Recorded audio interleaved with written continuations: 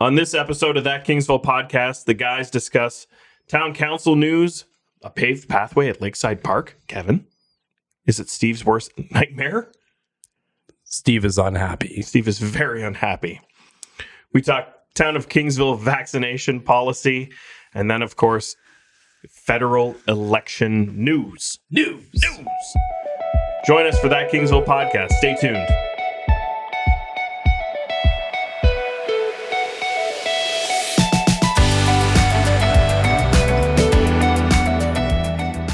That Kingsville Podcast is proudly supported by Kingsville Brewery. When you're watching college football, baseball playoffs, NFL, or still waiting for the hockey season to start, make sure your fridge is full of Kingsville premium beer. To celebrate, our Czech-style lager is being listed at the LCBO nearest you. We're giving our fans $5 off per case when purchased through our online store. Use promo code LCBO Lager when checking out. Home delivery is free for customers located in Windsor, Essex County, Tilbury, and Wheatley. And this weekend, September, what's this weekend, Kevin? The 27th. No, it's the 25th because it's my daughter's birthday. Oh my gosh. It's the 25th. No. 25th, 6th, Saturday, Sunday. That is the last weekend for the beer garden in Kingsville. So if you got friends in town, you want to go hang out at the beer garden, this is your last opportunity for this season. Pop by your daughter's birthday party. Hey, honey, we're going to go on a road trip. That's Barney from The Simpsons. Anybody who knows? That wasn't bad. It was okay. Sorry, I'm not going to yell on the microphone. But and the beer garden is open Friday 4 to 8 and Saturday noon to 8. Sunday 12 to 6. So if you really want to see her out on a high note, be there for Sunday at 6 o'clock and not until the weather improves.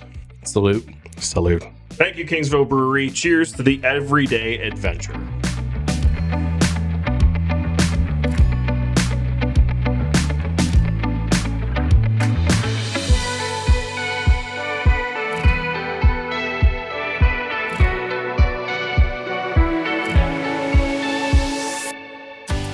This is That Kingsville Podcast. I'm your host, Dave Hunt. With me, as always, Kevin Black and Steve Ianson. Thanks for joining us again. Gentlemen, fall. It is Firefest plus 17 today. What? We're measuring dates in Firefest. Remember? Oh, yeah. What are you talking about? Firefest plus 17. I already forgot Firefest was a thing. It was so memorable. You know, well, come on, Sebastian enjoyed Firefest. He loved Firefest. Did he get on the one that rang the bell? Oh, man, he was ringing the bell. He rang the bell. He had the siren going, and then I decided to be like, stop it, Sebastian. It's really loud, and everyone's looking at us. And he's like, okay. Save some bell for the rest of us. What about you, Steve? Did you get on the old antique fire truck? We didn't go on any, and I didn't let the kids go on any, just COVID precautions, I guess, maybe being the protective dad, so to speak. However, we went up, we saw them rolling into town. We certainly, got close to the trucks to see, some pretty cool dates and previous locations. I was talking to one gentleman who I think he said it's based in Chatham now. And the truck itself was part of parades and stuff in Washington, D.C. And then they sold it to a town in nearby Virginia. And then it was retired, and now it lives in Canada. So yeah, it does the circuit, as it were, right? Okay. The Firefest circuit. Now, I honestly, I appreciate what it was. I think it was a good event. I thought there was going to be more with the Heritage Village. Like, Heritage Village has the ambulance museum, right? What is it called? The Canadian Transportation Museum. Yeah. Sorry, I call it Heritage Village because and Heritage Village. Yeah. I apologize. I wasn't doing. No, Heritage Village is still part of it. Yeah. In Essex, beautiful Essex, with the Kingsville address. Or, no, it's not isn't it the Southwestern Ontario? Yeah. No, it is. Wait, no, it's the Canadian Transportation Museum. Yes, it is. You're right. It might be the Southwestern Ontario Heritage Village, though. Wow. Because I do think there's a Southwestern Ontario in there. You can't fit that acronym on a shirt. Southwestern Ontario here.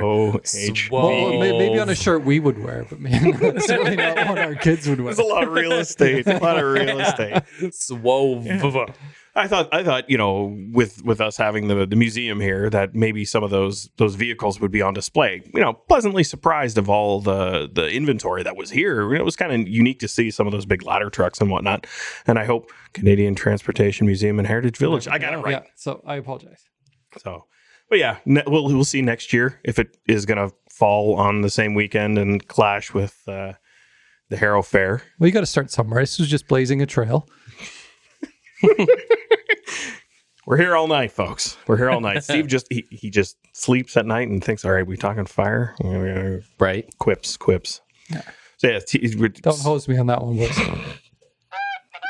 Thanks, Gary. You were asleep at the wheel over there. Asleep at the wheel. So council news.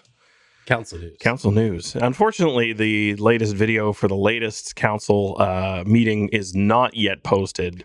There is some topics in there that we will discuss in the next episode, but unfortunately, because the end of summer and my work/social life, I haven't been able to catch up on that one. However, the meeting prior to, Steve, this is going to hit you hard at home. That Tesla that you're going to drive around the park, yeah, it's now I'm not going to drive, but it's going to drive itself.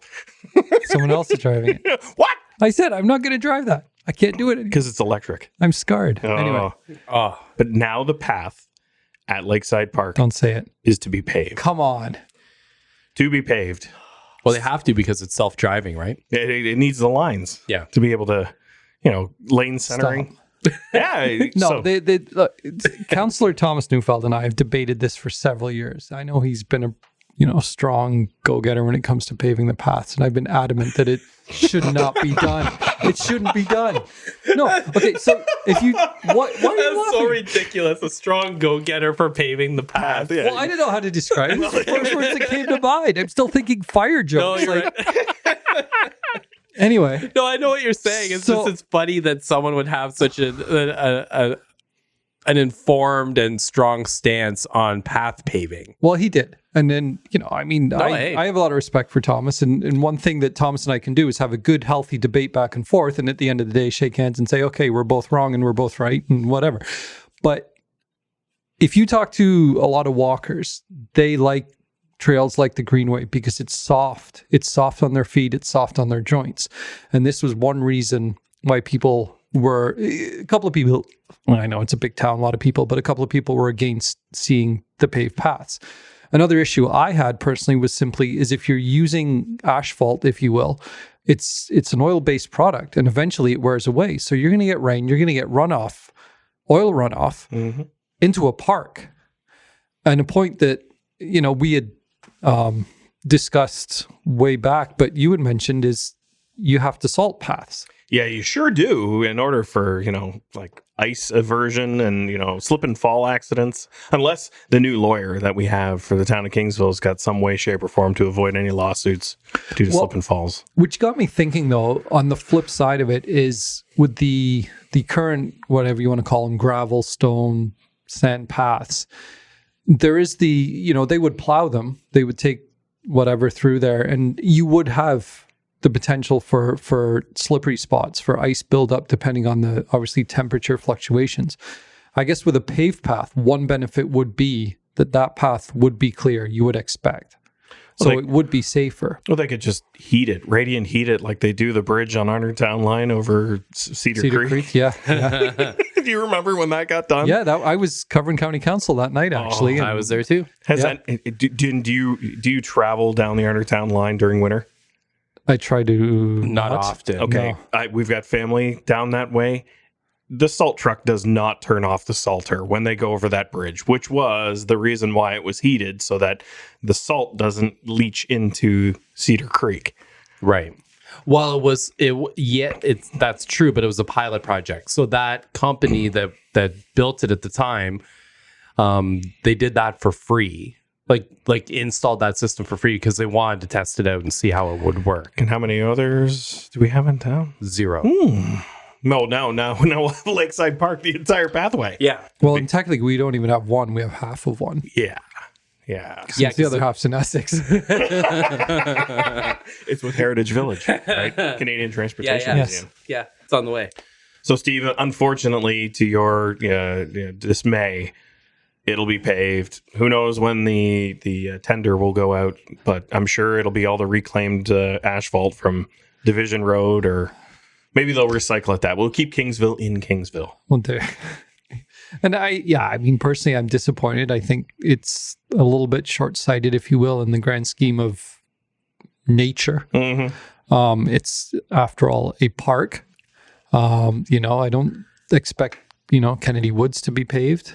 What do you think, because of the new splash pad being right there, that they wanted to keep the dirt level down? Because Seacliff Park in Leamington with the splash pad is all paved. And they don't seem to have much of an issue, but it's a different layout on hills and things like that. It's not as flat as Lakeside. Why are we talking about paths? Like, we were riveting podcast, folks. Well, it's just a route to our next conversation. True. This is called a lead-in in that. So this path leads to other next topic. Speaking of, the bridge is out. On yes, Division? it is on Division. Yeah. We had said earlier this season that the bridge was going to be out, and now, we were right. we were right. Right in, Bridge is out. right in line. 3 weeks. 3 weeks. Or so in Kingsville time, that's like what, 4.5, the way they seem to Months. get things done here? Yeah. Okay. Yeah. Actually, Oh, phase 4 of Jasperson, the one where there's no traffic blockage or whatnot, moving along quite quickly. Yeah, it seems like it. yes. So It's a nice, Hopefully sort of they a finish winding the road. other part of the construction project soon. what part are you referring to, Kevin? Oh, the knee-high weeds that are all along the brand new paved path along. They were there this week. No, they did. They were there, and so they were there yesterday too, doing some work, cleaning up, putting some new topsoil down. We'll see when they come through with seeding. I was going to say, is it a sightline obstruction? Do they maybe have to go bushwhack the heck out of Well, I mean, I'm not cutting it because I'm concerned. It's a active construction zone, so I don't want to, until that project is finished, I don't want to be walking around in that area. I mean, who knows? Look what was in Lakeside Park, Could right? trip and fall. That could be that could be on the corner of your lot. I don't know. You find broken bottles, needles. Never know. We'll never know. Never know. Grass You hides would, that. it's horrendous. Atrocities. What else happened? What else happened at council? There was some other stuff. Yeah, we had some. We had a site plan amendment for 200 Main to include signage for the building. So I'm going to, for my best recollection, describe where the location is, because we discussed this briefly. So it is 25 feet off of Main Street, back, set on the parcel of land between Kingsville High School and their property. So not in the median, but on the parcel of grass between Kingsville High School and their development. It is 12 feet tall and a stone facade with, I believe, 12 locations for independent signage, depending on the tenants. So, because of the Main Street Development Committee and some of the suggestions, there were a few things that we, as that committee, had suggested for beautification, facades, things like that. So, the idea is that we don't have giant neon signs. Everything's got to be dark sky compliant. Everything has to look appropriate. So, from the council minutes, the proposal and the signage, which Gary, you could probably pull from the town. So while I'm yapping about this, it'll show. It does look like an attractive sign for the piece of property. This will not facilitate anything for the condo buildings or the apartment buildings behind. It's only to service the medical center. It says Kingsville Medical Center. It's got a stone kind of facade surround. I'm just kind of concerned if the lighting portion of it is going to, glow like the sun at night, or, at dark sky compliance. What's the cutoff for the dimming? Like, last time I checked, they're not going to dim. It's 8 o'clock, 8:03. We have to turn this down in intensity.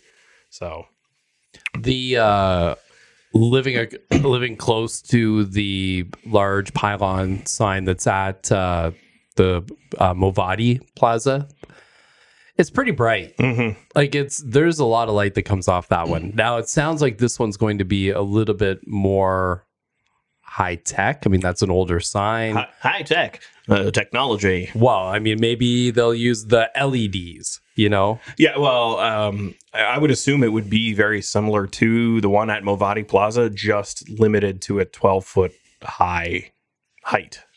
Okay, yeah. So It's like two people. right, but wide due to all the locations for all the independent business signage. So it's going to be a pretty big thing. And if traffic backs up out of that plaza, you won't be able to see right, like probably 2 or 3 cars back. So Yeah, but you don't need to. Not until you're turning, really, or anyway. unless there's a big tree on the corner, and Yeah. then you gotta. Is worry the about building even 25 feet back? that. Oh, thank you, Gary. Yes, the maximum height's 12 feet, front yard setback is 25 feet, and side yard setback 15. Lighting associated with the sign must be dark sky compliant and full cut off standard. Include timer to limit lighting hours of 7 a.m. to 10 p.m. daily. Signage limited to the display of tenants located in the building and the name of the building only. And that was approved. So, thank you, Gary. Seems pretty responsible. You're a good producer. Sign was approved without lighting. Was it approved without lighting? Well, According to an official with the town of Kingsville, it was approved without the lighting. well, there we go. We don't even have to debate that fact. But no, it's good to see that some of the suggestions, if there was any influence by the Main Street Development Committee, are actually being put into service. So it's not a giant neon flashy. Wasn't a huge waste of your time. How many meetings? Oh my God. 20. Could you imagine? Like the first thing that comes to council to talk that's in that subject area, and they just like, yeah, you know what? Well, in all Who honesty, cares what they said? when we talked about it beforehand, I was so nervous because if that was the first thing that went through after all the work we put through and they ignored anything, then it was a complete waste of our entire committee's time. What do we got here? Recommended council authorizes the mayor and clerk to execute an agreement with Quinlan Incorporated in the amount of $155,000 for the construction of multi-use paved trail in Lakeside Park. And the council authorized an additional $49,000 to be funded from the park's property. So it's a $200,000 path. Steve, Are we good with that still, Steve? No, we're not okay. We're not okay anymore. How much did the train cost? $80,000. So It's a Tesla. which is covered a large portion by sponsorship. Yeah, by Tesla. No, it's not. It is sponsored. We're having fun here. Oh, we're all having fun. Wow. Well, Kevin, this is when we bid you adieu. oh yeah, I'm out. Goodbye, Kev. Yeah, I'll see ya. Can't talk about this anymore. Kevin can't talk about this. No. Means I have to talk more. It's never a good thing. Steve, there was something else that happened in council. It's happening a lot in businesses and professional places. So the town of Kingsville has mandated a COVID-19 vaccination policy. I understand. You understand. I do. Whether I agree or not, I understand. Hot button topic. Yes. So it was a 4-2 council vote. 4-4, 2 against. Interesting. So was someone absent or did someone abstain? Yes, Councillor DeYoung abstained, citing a conflict with her husband being a volunteer firefighter. Fair enough. He would be directly impacted by the policy. So, yeah. So with this, there is also the mandate that committee members, firefighters, employees at the arena, anyone who is a municipal employee and or volunteer must have the vaccination. So the question, Steve, is that a little too far reaching? I guess it depends. If you were to break down the groups, I understand firefighters being required to get vaccinated. Sure. Now, there are 50 plus of them. I don't assume all 50 plus. You know, if you look at the percentages of people who are in favor of vaccinations and those who do not want to be vaccinated, I highly doubt all 50 plus are willing to do it. However, in the case of firefighters, they are in and out of municipal facilities. They get a call, they go to the fire hall, they're in the trucks, they're close to each other. Training nights, there's 20 plus in a room. I'm just throwing numbers out, I'm guessing, right. So I understand that one. Municipal employees, absolutely. Especially those that have more direct contact with the public. I was at the arena the other night, and I want to say that they are doing a fantastic job at the arena. There's a few that are very highly visible, just constantly cleaning, masked. And I'm going off on a little aside here in a tangent, but there's another guy, and he's holding the door for the skaters as they come off the ice. And as they're coming off the ice, he's saying, good job, everyone, good job. And that, away from the vax thing real quick, is just a nice touch for the municipality. Yeah. But certainly them. I guess the one that seems a little far for me would be committee members. Now, I'm a committee member, and I'm double vaxxed, so it doesn't necessarily, it would be easy for me to say, oh yeah, absolutely, vaccinate us all. I get it. But these are people who, and you can say a firefighter's a volunteer, and they are. They have other professions, but with the committee members, they're basically meeting once a month, and they could easily meet from their own home via, if you're not vaxxed, it's, the case somebody said today is as far as the schools go, if you're vaxxed, go to school. If you're not, stay home, learn remotely. And maybe you could do it, because I would hate to see the town decide that you can't volunteer for the final year of your committee term because you're not vaxxed. But then am I talking out of both sides of my mouth? Because you can make the same case for firefighters. I don't know. So it's polarizing, right? Either you're very strongly for or you're very strongly against. And or it's your choice, much like many other hot button topics. I think the real sticking point is the mandate above and beyond, where the municipality took that decision into their hands rather than waiting for a provincial mandate, which a lot of people are just kicking the can down the road and waiting for someone else to make a decision for them. Our council decided to make that decision for our municipality in advance of any kind of mandate. So, I'm also double vaccinated. It doesn't matter. I've done everything that I can in order to improve my chances. I look towards people who aren't vaccinated, and I have to honor their decision-making process, because that's their choice. They've decided to do so. I think the reason why the municipality did this is because some of the vaccination cases, or the cases with fully vaccinated people, show a higher rate of non-critical or death. It's the best opportunity in order for us to congregate in a whole and not have a larger lasting impact to the medical system and or outbreaks and spread, although that still exists. So I think the council, as difficult as a decision as it is trying to act in the best interest of the town, as they should.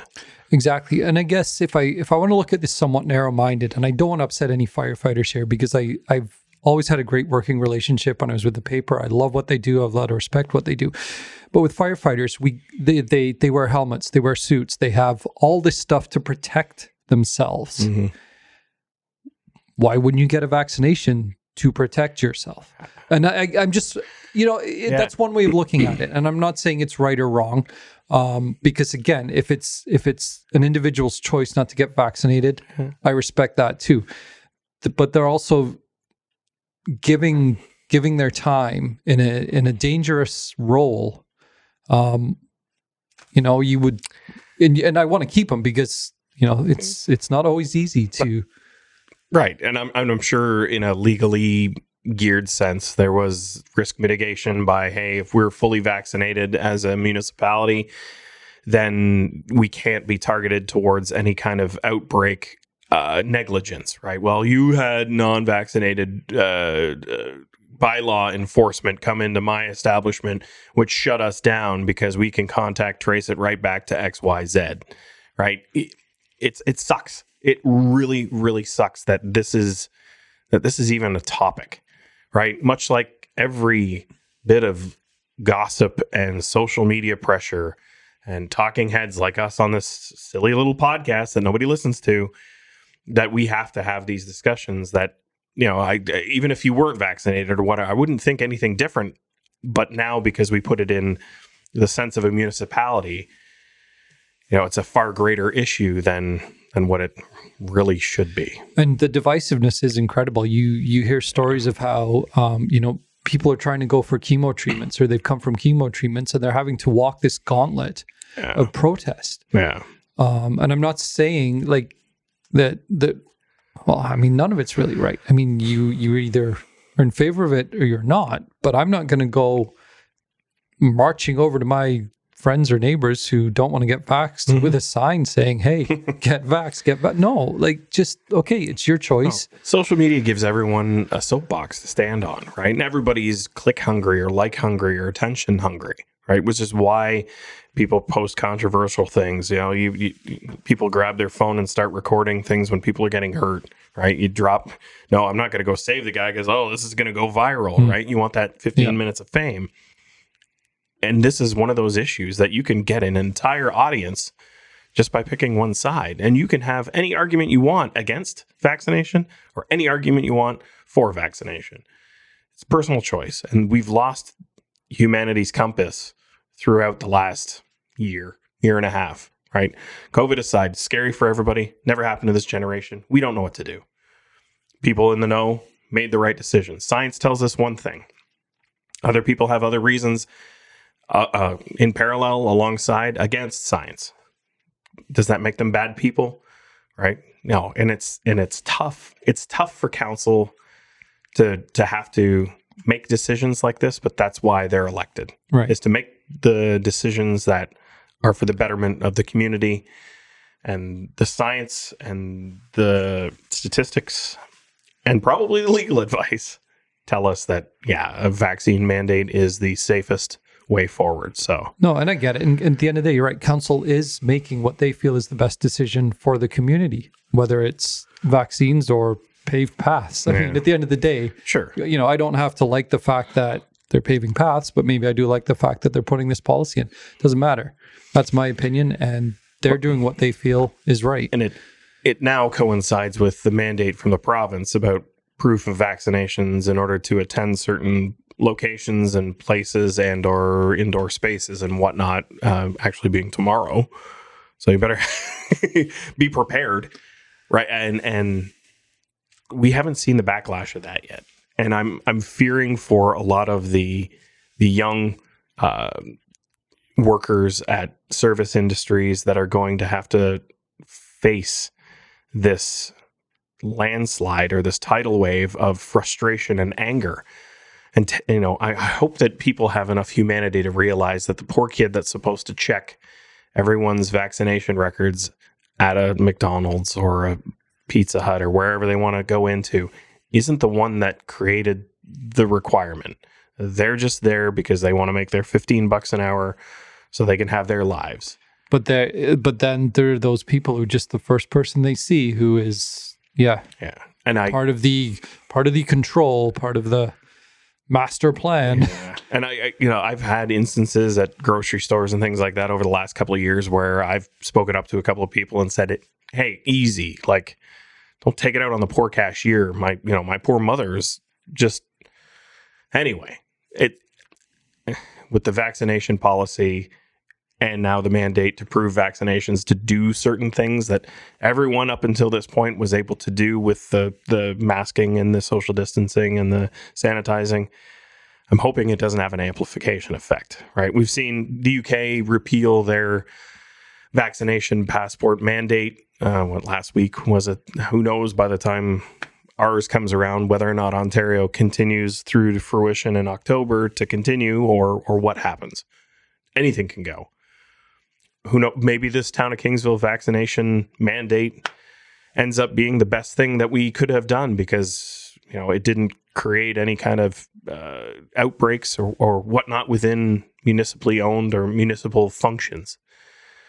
Maybe it won't, right? It's one of those tough things. Yeah, no, the proof of vax will be interesting. I mean, if I can walk in and show them the 6th finger I've grown since my second vax, then, if that's proof, that's great.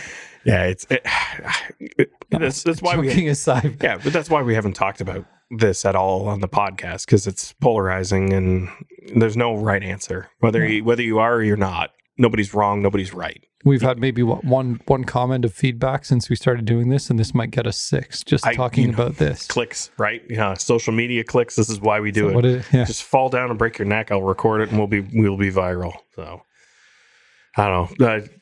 We'll see, right? We'll see what the lasting impact is. We'll see when the enforcement takes place, if it further amplifies, and I just hope humanity can prevail, right? And we'll get some feedback from the town. On this too, and see where they're at with it. Yeah, I mean, it's one we didn't have a lot of time to get. Sure, it was one thing to talk about the vaccination policy, but when the implementation takes place, that's where we wanted to get more of the feedback. Has there been fallout? What was the impact that you've seen within the volunteer basis? What's the fallout that you've seen that you can speak of the administrative employees? Right, where has that caused the biggest difference in the way operations go, and was it the right decision? So you and me will have to tackle that one again. Yeah, and I mean, it's going to come down in some cases maybe to people's livelihoods. Yeah. I read about a story in the States where there was a company, basically I think they let 150 people go who weren't willing to get the vax. It's like I said, I respect them for standing their ground and standing for what they believe in. Just like the vote, which happened yesterday. Segue. Polarizing. Hey, Kev, come on back. We're going into election mode now. Why not? Transition. Welcoming back to That Kingsville Podcast, Kevin Black. Give him a poke, see if he's awake. Oh, he's awake. He's drinking his delicious... We didn't put him to sleep. His delicious coffee from Red Lantern. There's another free plug for you, Craig. There you go, Craig. Yeah. Why do I have... He gets the first plug of this episode. Yeah, well, the others will come. Well, why? Why do I have to support him when Kevin does all the time? Anyway, election. Hey, we had a federal election yesterday. When? Oh, right. Yeah, that was I wonder yesterday. what all those signs were. Yeah, it was just most of them are gone today. More colorful. Surprising. They have to be. That was they do. They have to be. That was quick. Yeah. Usually it lingers for a couple of days, but it was like a tidal wave of people collecting them for souvenirs. Yeah, exactly. Well, Souvenirs. the purple wave was hanging around a bit longer than the others. That's what I'm referencing. Anyway. Yeah, so in our riding of Essex, Chris Lewis, the incumbent, was reelected. Yeah. Congratulations. Hooray. And Surprise? What do you think? Me personally, no. I think Audrey Festeriga, as the Liberal, had the toughest hill to climb, not having had won the riding as a Liberal, or not having this riding be a Liberal riding for quite a long time. Tracy Ramsey, I think she was the next closest to challenge Chris, but I don't think that there was enough support behind the NDP federal policy in order to really sway a lot of people. So, now, in my opinion, not a huge surprise. Yeah, I agree. I kind of figured coming in that Chris was probably pretty safe. And like you said, and I spoke to Audrey a couple times during the campaign, and I think she had a pretty good idea of kind of where things were going to fall out at the end of it as well. And Tracy Ramsey, the NDP, the local NDP machine runs a pretty tight campaign. They all get behind each other, and they really, you can tell, work hard to try and get each other elected, but it just wasn't enough this time. Yeah, no. Brian Massey won in Massey won in Windsor West. Yeah, Windsor West. And what happened in Windsor Tecumseh? Did Eric pull it out, or did? Yeah. He so is still close. The last I saw, it was called for him, but it was still pretty tight. And of course, they didn't start counting mail-in ballots until today. Okay. So, but they're saying that the margin was large enough that he'll probably prevail. Brian Massey is an interesting one. I mean, I don't think that there was ever a thought that it would have been close in Windsor West. But Sandra Pupatello, I mean, she's obviously she's a name with Liberals. She's been around for a long time. She was a former cabinet minister. She was ran for the leadership. Premier? Yeah, deputy premier. She ran for the leadership, and Kathleen Wynne just beat her out. And so I don't know if the thought is ever when she runs against Brian for her to get elected. I think it's more they're trying to siphon off volunteers from Brian Massey that normally be able to Brian would probably be able to skate through, and a lot of his supporters could go and help out in Windsor-Tecumseh or come out and help out in Essex. Sandra runs against him in Windsor West, which forces him to keep his volunteers because he has to work at it a little bit harder, and he's not able to give that support to the other candidates around. And Tracy Ramsey is someone who would have been hurt by that. Oh, absolutely. So it's interesting to see kind of the ground game that happens, that if you're just looking at the results, you might not notice, right? Like it's pretty intricate the way that those three ridings. Now, of course, Chatham, Ken Leamington, Dave Epp was reelected. Greg ran a good campaign, but yeah, I don't think it was really a surprise there. I did think it would have been a little bit closer. I mean, Dave's a great guy, and he seems to be a pretty pretty decent MP, like a good MP. Greg is well known in Chatham, and generally, Chatham is the kind of the strong point for the Conservative vote. So I thought it might have been a little bit closer, but good for Dave. He ran a good campaign, and from what I understand, he took some time off on the campaign because their inside polling had shown that he's probably pretty safe. So confidence boosting. So now effectively we have a Liberal minority government with the seat count almost identical to the day before the election was called. Right. So not a whole lot of transition. There was a couple out in Atlantic Canada. There was a couple of ministers that were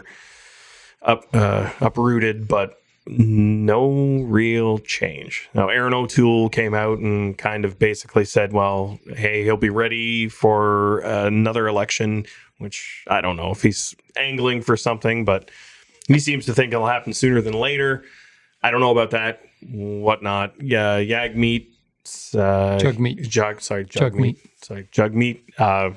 He ran another campaign, not winning as many seats as the NDP would need in order to really upset the House of Commons. So all in all, we went through a big old exercise just to kind of stay where we were prior to. But we did. And I read something that I hadn't thought of today, and it was simply the Liberal. It was some phrase to the effect that the Liberals have had to spend money and do things over the last year and a half, 2 years through COVID that they hadn't forecast. And basically, this was a chance for Liberals to say, hey, how are we doing here? Is there confidence in us amongst the nation? Do we need to change things? And, there's a lot of people who are saying, oh, well, it was a waste of $600 million. And I don't know that it was. I don't think there's ever a waste of money when it comes to democracy, especially when you're trying to put it out there and say, hey, look, this is not what we had intended all this money to go to. We had these goals and aims, regardless of what he said and did and didn't do. This was a way of putting it out there to the people. I think a lot of the controversy, though, that surrounded the Liberal Party and some of, SNC Lavalin and some of the other, uprooting of, what was her name? Who was the fall for... so many other local names.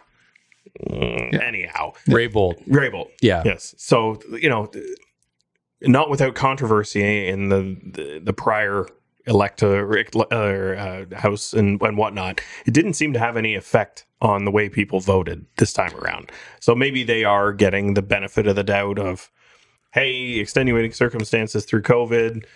Well, I don't know, it seems more and more that every government has these little wrong word, these controversies. Well, yeah. And they seem to, they know that if you give them time, it's just going to blow over. Yeah. And that's how it seems to be.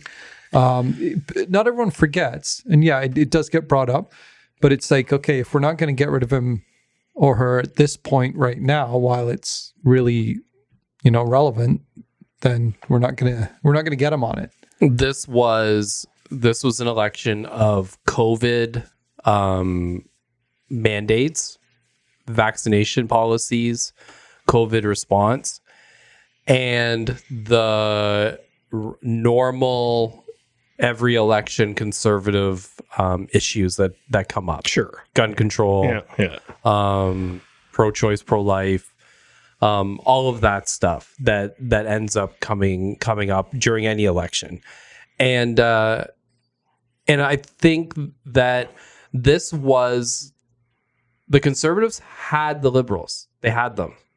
And I think that if they had made some different policy decisions back in the summer when they had their policy convention, and the old guard continued in that party to vote that they wanted to deny that climate change was real. They didn't want to support an assault rifle ban. Those decisions at that policy council is, I think, in my opinion, the reason why Aaron O'Toole is not the prime minister today. Well, I also would say, though, it goes to the adage, and this is borrowed from the U.S., right? You never elect a different president during a time of war, right? It's always counterintuitive for them. That's what they. If there's an election mid war, you never elect a new president until that conflict's resolved. So, but I think that the liberals, I think, were primed to lose. They had polling that clearly showed that they were in line for a majority, and I think they underestimated the vitriol that they were going to face when they got out there. And those images of whether it was right or wrong, people protesting, throwing rocks at Justin Trudeau, that kind of stuff, whether you support it or don't support it, which is disgusting to see that happening in Canadian democracy, but those images have a lasting impact on people when they go to the polls and think, well, he seems weak. You know, he seems to be put in a position where people have to stand up for him instead of him standing up for Canadians. And the optics of that can play into, and I do think that it did play into these numbers for a short period of time until the Liberals remembered, oh yeah, here's this list of things that the Conservatives don't want to talk about and deny or exist. So let's just bring them up repeatedly and beat the Conservatives the way that Liberals usually beat Conservatives, and it's on those social issues. Sure. Yeah. Now, I do think that at the end of it, I mean, everyone lost. Trudeau wanted his majority. He didn't get it. He's still going to have a hard time in the House of Commons getting some stuff passed that he wants to do. Aaron O'Toole, he'll be lucky to be the leader of the Conservatives in the next election. And I think Jagmeet Singh, I think so. I think he should have won this and he lost it. And I think that there's, and this is just my opinion, I think there's going to be a reckoning in that party where they're going to either have to come more center, or they're going to have to admit that they're more right and bring some of the PPC vote back into the party. Was that the old alliance back in the 90s? Yeah, the Reform. Yeah, the Reform, the alliance. Reform! Yes. Either way, you're right. You're right. There's the overall objectives of any one individual party didn't happen. Didn't come to fruition. Nobody's agenda wins. Well, and I think Singh I think he's the one that's probably, I mean, no, the Conservatives are stung the most on this, but I do think that he is probably feeling it today. And the NDP are always going to come out and say that they're happy with the results because they got a number of MPs elected, which good for them. But I think they envisioned really running through Northern Ontario. I think that they thought they were going to pick up 2 or 3 in the Maritimes. Do even better in BC. I do think that there were some losses that they're going to be questioning. As Cheryl Hardcastle is one that they probably thought that they had a chance at, and it's still close, but it looks like it's going to be Eric. So I do think that that party probably has some work to do as well. Now they always do well with students and the young vote, and if they can carry some of that young vote in BC to continue, then they can probably start building an even stronger base out there. But I don't know. This is a tough election. You mentioned Aaron O'Toole, and Jagmeet Singh seems like the most genuine of all the leaders. Just down to earth, respectful, kind of more in touch with the people, I guess is the best way to put it. But you mentioned the losses, and how does that impact their party then? Do they turn around and say, hey, you know what? He's a great guy and he's done well, but is he the right guy to lead us in the next election? Do they have somebody strong in the wings that can step up, or do they continue to roll with him? Yeah. Oh, I think NDP. I think he's back for the NDP for sure. I would think. Yeah, but so would this be the next electoral cycle, and that's his chance, and that's it? Hit the bricks because you're not increasing the party's seats under his leadership. No, and I would argue that maybe O'Toole is still the guy for the Conservatives because they don't want to keep turning over. And his, they said that his support of Jason Kenney really hurt him, and then Kenny has to do an about face in Alberta and say, hey, you know what, we messed this up. Maybe if O'Toole turns around and says, you know what, yeah, there was a mistake here, and I acknowledge that things could have done better, maybe that helps him with those who are maybe on the fence saying, hey, you know what, I'd like to vote for him, but he really, didn't step up here, kind of thing. I would like to make one recommendation that we revisit the CBC's budget as to how they report out the results and whatnot. I use the app a lot because I don't sit down and watch TV much anymore. How did you find out your results? I watched the whole night. I watched the Lions, so I was checking Twitter and online. Right? You watched the whole thing. The whole thing. Oh, well, okay. Well, let me qualify because they went for hours. Yeah. I watched from when the moment the polls closed in the Maritimes, 7:30, until they called Trudeau as a minority government. 7:35. 8:15. No, it was 11, quarter after 11. Yeah, it was late last night. It was later. Well, in perspective, that's not that late, right? We've got how many different time zones across the country? Usually they have a winner about the time that the Ontario polls close. Yeah. Usually it's around 8:30, 9 o'clock. Generally, because when the Ontario polls close, it's Quebec, Ontario, Saskatchewan, Manitoba, Alberta. They all close at the same time. Northwest Territories and Nunavut. Only Yukon and BC close later at 9:30 Eastern. And so usually it's won and decided before the polls even close in BC, but that didn't happen last night. But the election coverage was interesting. I mean, I miss election coverage. It was my. You're the same, Steve. You're a reporter. Election night coverage is. I didn't miss having to go to a victory party for someone who didn't win. I love them. And I've been to a couple that have been. I've been at the victors and I've been at the. I like the losers ones better because we were hanging out at Heritage Village one year. I think when Jeff Watson Jeff Watson? Yeah. That one? Yeah.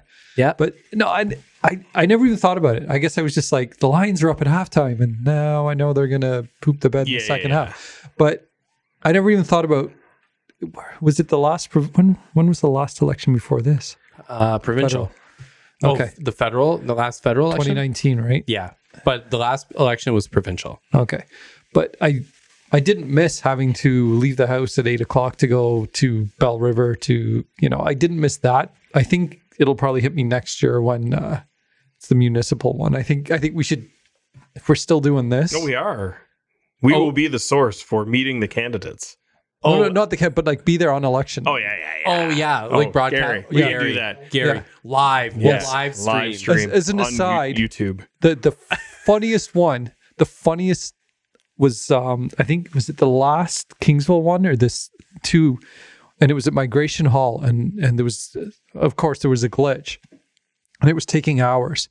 And you and I were back and forth on Twitter, and I said they're going to announce it via bat signal. And then I think you put something like, Brian Sweet says they have to win one more level of Candy Crush before the machine spits out the results. And this is how it was. We were doing anything we could to try and, Yeah. Well, and that's victory night sometimes. So, but for you, you're able to sit there, take it all in, collect your quotes, gather the sense and feeling of the evening and compose, an eloquent story, detailing the thoughts and feelings of the evening. Not necessarily, because sorry to cut you off, but the municipal elections were always Monday night, and that was deadline. True. So it was like, okay, cover it, and then I'd be back at the office at midnight, and I would be, I'd have the start of the story written, and then I've got to basically plug in the numbers, and copy. And then it was the next edition where you would have the breakdown of the polls and everything like that. But yeah, the night of, I still had to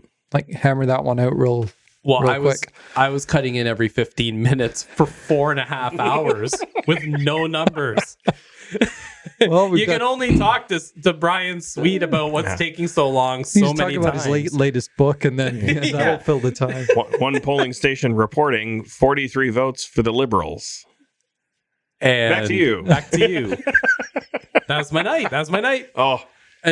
We have 3 polls reporting, and right now Chris Lewis is in the lead. I'm at Chris Lewis's victory party, but I appear to be the only person here because all of his supporters are at the secret victory party that they don't tell the media about. That's basically how that evening goes until they know that he's won, and then all of a sudden all the supporters show up. Yeah, there's like a curtain that peels back. I was like, oh, and the balloons. Hey. And they're quickly putting all the champagne away. Yeah, or not. And if it's a lost party, they're like, the exit is to your left. Just please be quiet. Don't take any souvenirs. We need to return them. Now, because of my election coverage mania,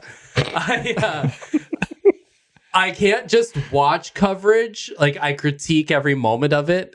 And CBC had some interesting things happening. Okay, so were they trying to fill time? There was a little bit of time filling. So they had David Commons. Actually, this part was kind of cool. So David Commons, who's their Ottawa reporter. He's not related to House of? Thank you, sir. Okay. He was based at Elections Canada headquarters and was actually showing them counting the mail-in ballots, but it was in a cage.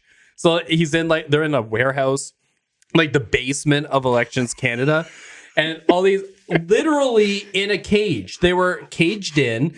They opened the cage door so he could stand in front of the cage door open, but then they closed the cage when he's done. Well, sure. And then they had all of the ballots that had been cast for the last 10 elections, on skids in the corner. Yeah. Then David Copperfield comes in, makes it all disappear. And it's gone. Who got elected? Oh my gosh. It's magic. What else happened? A classic TV election night trope. They had the 3 one person from each party. Justin Trudeau's old lawyer and Lisa Raitt, who one time was a Conservative MP, and then Jugmeat's next door neighbor. And commenting, and so that they had Jerry Butts was the guy that was there for the Liberals, and Lisa Raitt for the Conservatives. And so they obviously are giving their party slam, but they did do a fairly good job of keeping the talking points out.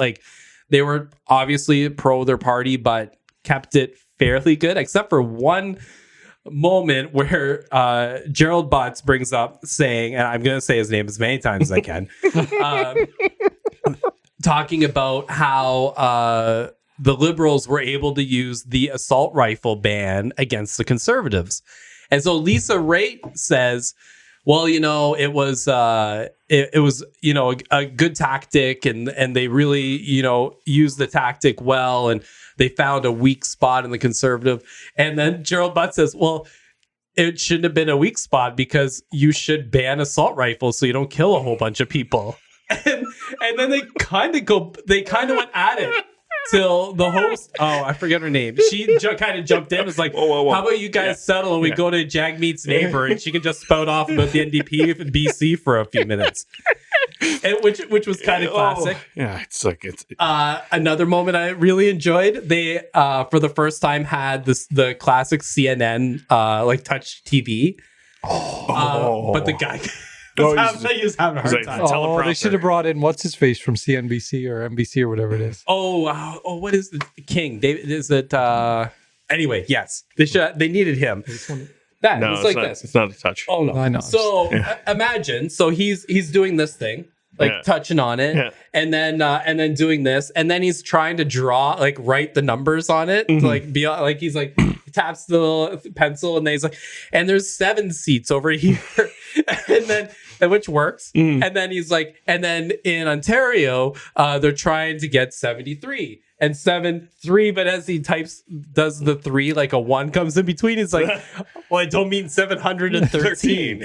So then he goes off to the other one, but he didn't click here. So then there's a line going across Canada. Like it was absolutely ridiculous. It's like, I'm not done. Hold more. So there's more. Then they went to Maxime Bernier. About a little bit later, they went to Maxime Bernier's victory speech. They caught 6 seconds of it. They literally went to it like, and now we join Maxime Bernier as he speaks to his supporters about the evening. He's like, "Thank you and good night." And then, well, that's all he really needed to say. I mean, come on, the purple. Yeah. and like it was nice to see, because I've been in those moments where you throw to someone and they're not there. You go to talk to someone, they don't know what you're talking about. One time, Lloyd Brown John was in studio when we were doing it, and I asked him a question. He had a mouthful of pizza. And he looked at me and was like, "Sorry, Lloyd." And the fantasy of radio. Good times. So you fanboyed out. I was loving it. They did the one thing that drove me nuts. They had this guy at Fort York and Spadina, the Fort York Spadina riding, at that pole, and they were lined up around Fort York, and they were saying how the person last in line was going to wait for 3 hours to vote, but don't worry, because if you're in line, you get to vote. And they kept stressing, if you're in line, you get to vote. And I can't believe I forget the host's name. She's Rosemary Barton, and so she says continuously, like 15 times, it's great to see that lineup out there, because it really shows the power of our democracy. And I love to see that many people willing to wait in line. You know what? Actually, the real thing you should be saying is, why the heck are people waiting 3 hours to vote? There's a problem. Yeah. And that's a story. And they shouldn't be just dismissing it like this is great for democracy. It's not great for democracy. A 3-hour wait to go vote is stupid. It was the same in King Vaughan, too. They showed that writing, and it was... It just shouldn't happen. Way out by the 400 or something. No one stops in the 400 for anything. It's just, get out of the left lane. Funny that the CBC, being our federal funded television broadcasting, couldn't get their broadcast coverage a little bit well oiled, right? I guess. I mean, they were on air for a good 8 hours at a time. Yeah, so you're gonna have some mishaps. You're gonna have some of those.